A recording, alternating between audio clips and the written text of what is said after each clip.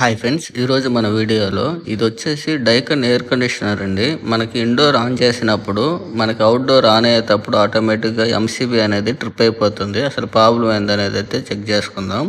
ఇది వచ్చేసి 2 టన్నుకి దగ్గరగా ఉంటుందండి. ఓల్డ్ మోడల్లో లేటెస్ట్గా డిజైన్ చేశారండి. ఇది వచ్చేసి మనకి నాన్ ఇన్వర్టర్ మోడలే. ఇది ప్రాబ్లం ఏంటంటే మనకి కెపాసిటర్ వీక్ వల్ల మనకి కంప్రెసర్ అనేది ఎత్తుకోలేక హై అంప్స్ మీద మెయిన్ ఎంసీబీ అనేది ట్రిప్ అయిపోతుంది. ఇది కెపాసిటర్ వల్ల ప్రాబ్లం అనుకోకుండా ఒకసారి మనం కంప్రెసర్ వైండింగ్ అనేది ఖచ్చితంగా చెక్ చేసుకోవాలండి. మనకి వైండింగ్ కంటిన్యూటీ బాగుందా లేదని చూసుకోవాలి, బాడీకి ఏమైనా వస్తుందా లేదని చూసుకోవాలి. కెపాసిటర్ పోతేనే కాదండి ఎంసీబీ అనేది పడిపోయేది. వైండింగ్ ఏదైనా ట్రబుల్ ఉన్నా కూడా మనకి ఎంసీబీ అనేది పడిపోతుంది.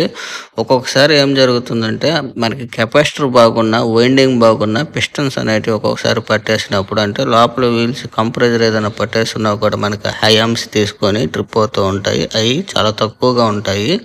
ఎక్కువగా మనకి కెపాసిటర్స్ ప్రాబ్లమ్స్ అయితే వస్తుంటాయి ఏసీలలో. మీరు కెపాసిటర్ మార్చుకోవాలన్నప్పుడు నేను చెప్పిన విధంగా అయితే ఖచ్చితంగా చెక్ చేసుకుని అయితే మీరు కెపాసిటర్ అనేది వేసుకోవాలి. ఈ అవుట్డోర్లో కెపాసిటర్ మార్చాక అవుట్డోర్ అయితే రన్నింగ్లో అయితే ఉంది కదా, మనకి యాంప్స్ చూసుకున్నట్లయితే 5 యాంప్స్ తీసుకుంటుంది. మామూలుగా గ్యాస్ అంతా పర్ఫెక్ట్గా ఉంటే 6.5 యాంప్స్ కూడా తీసుకుంటాయండి.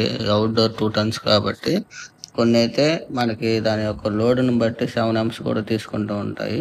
ఇదైతే మనకి కూలింగ్ అయితే వస్తూ ఉందండి కింద అయితే. ఇప్పుడైతే మనం అయితే ఇలాగే వదిలేస్తూ ఉన్నాం. మామూలుగా అయితే ఇప్పుడు కూలింగ్ కూడా ఎటు చూసారంటే మనకి పైప్స్ అనేటివి కూలింగ్ అయితే వచ్చేస్తున్నాయి. ఈ విధంగా అయితే చెక్ చేసుకోవాలండి. మీరు కెపాసిటర్ పోయిందని డైరెక్ట్ కెపాసిటర్ అయితే కొన్ని ప్రమాదాలు జరిగే అవకాశాలు ఉంటాయి. కాబట్టి కండిషన్స్ అనేటివి గ్యాస్తో కూడుకున్నాయి కాబట్టి కొంత జాగ్రత్తలు అనేది పాటించాలండి. బాయ్ ఫ్రెండ్స్, నెక్స్ట్ వీడియోలో మళ్ళీ కలుసుకుందాం.